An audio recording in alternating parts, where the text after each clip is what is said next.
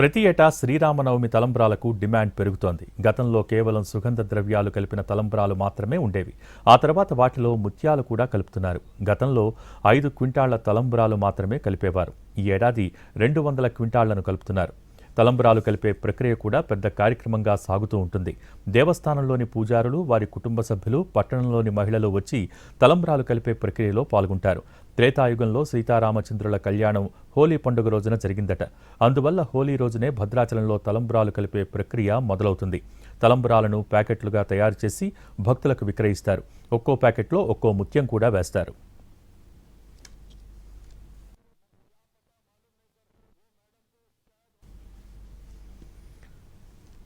శ్రీరామనవమికి భద్రాచలంలో గోటి తలంబ్రాలు కూడా సమర్పిస్తూ ఉంటారు. తూర్పుగోదావరి జిల్లా కోరుకొండ నుంచి గోటి తలంబ్రాలు వస్తున్నాయి.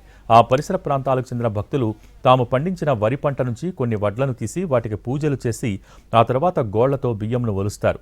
అలా గోళ్లతో ఒలిచిన బియ్యాన్ని తలంబ్రాలుగా తయారు చేసి పాదయాత్ర ద్వారా భద్రాచలానికి తీసుకొచ్చి కళ్యాణం రోజున సమర్పించే తలంబ్రాలలో కలుపుతారు. అయితే ఇప్పుడు అనేక ప్రాంతాల నుంచి గోటి తలంబ్రాలు వస్తున్నాయి. తూర్పుగోదావరి నుంచే కాకుండా మణుగూరు ప్రాంతానికి చెందిన భక్తులు కూడా గోటి తలంబ్రాలను తయారు చేస్తున్నారు.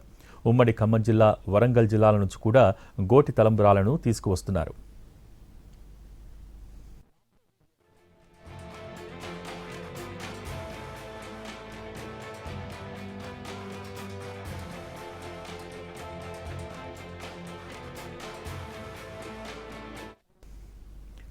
భద్రాచలంలోని మిథిలా స్టేడియంలో రేపటి సీతారాముల కళ్యాణానికి ఏర్పాట్లు ముమ్మరంగా సాగుతున్నాయి.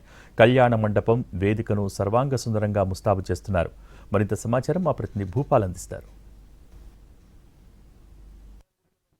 భద్రాచలం పుణ్యక్షేత్రంలో సీతారామచంద్ర స్వామి కళ్యాణానికి సంబంధించి రేపు జరగనున్న కళ్యాణానికి సంబంధించి మొత్తం ఏర్పాట్లు అయితే చక్కచక్క జరుగుతున్నాయి. ఇప్పటికే మొత్తం కూడా మిథిలా స్టేడియం సంబంధించి కళ్యాణ మండపం పూర్తిగా మనం చూడవచ్చు. మొత్తం కూడా అంటే పూర్తిగా దాన్ని అంటే సిద్ధం చేసిన పరిస్థితి ఉంది.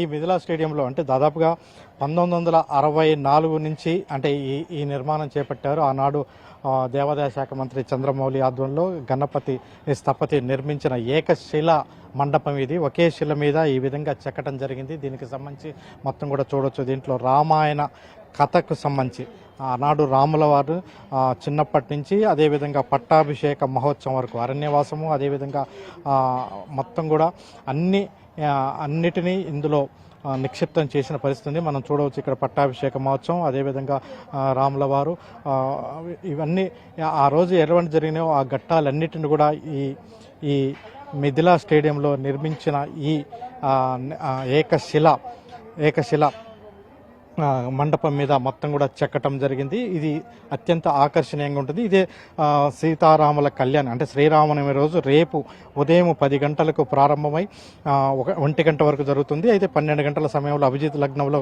కళ్యాణం జరుగుతుంది. దానికి ప్రత్యేకత కూడా సంతరించుకున్న విషయం తెలిసిందే. భద్రాచలంలో 12 గంటలకి కళ్యాణం జరిగే సమయంలోనే దేశవ్యాప్తంగా, ప్రపంచవ్యాప్తంగా వాడల్లో దేవుడి గుళ్ళల్లో, అదేవిధంగా వాడల్లో కూడా కళ్యాణం అనేది అదే సమయంలో జరగటం అనేది కూడా సాంప్రదాయంగా జరుగుతుంది. ఏ దేవదేవుడికి లేని విధంగా కేవలం భద్రాచలం శ్రీ సీతారామచంద్ర స్వామికి మాత్రమే ఒకే సమయంలో కళ్యాణం జరుగుతున్న విషయం మనకు తెలిసిందే. దానికి సంబంధించి ఈ మిథిలా స్టేడియంలో ఈ కళ్యాణ మండపం అయితే సర్వాంగ సుందరంగా తీర్చిదిద్దుతున్నారు.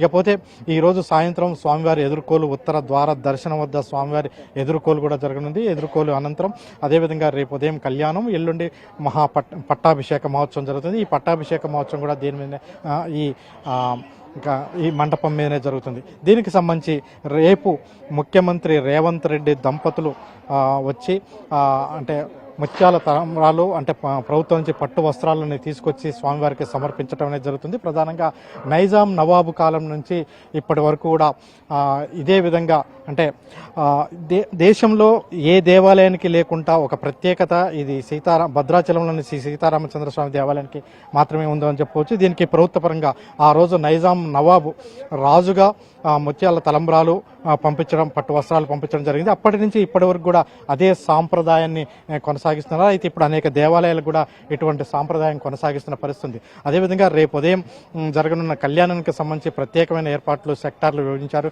ఇప్పటికీ మొత్తం కూడా ఈ సెక్టార్లన్నీ కూడా అంటే ఇవన్నీ కూడా ఒక 16,500 వరకు మాత్రం ఇది అంటే 16,500 వరకు 34 సెక్టార్లో విభజించి వాటిలో సెక్టార్లకు సంబంధించి కొంత అంటే 7,500 రూపాయల నుంచి టికెట్లు పెట్టారు. ఆ తర్వాత గ్యాలరీలు ఉంటాయి, ఆ గ్యాలరీలో ఉచిత దర్శనం అనేది ఉంటుంది.